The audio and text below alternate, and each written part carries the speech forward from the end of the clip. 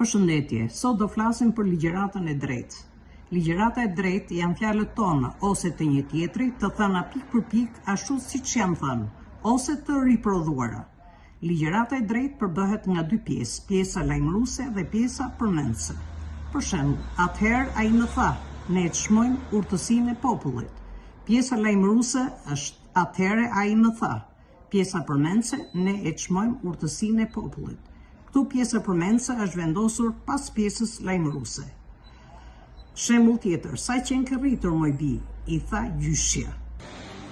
Pjesa lajmëruese i tha gjyshja, ndërsa pjesa përmendëse, sa që ke rritur moj bi. Pjesa përmendëse është vendosur para pjesës lajmëruese. Ky njeri, mendoi ajo, ka diçka që të bën për vete. Pjesa lajmëruese është vendosur në mes të pjesës përmendëse. Pjesa lajmëruese janë fjalët e autorit, ndërsa pjesa përmendëse janë fjalët e riprodhuara të folësit.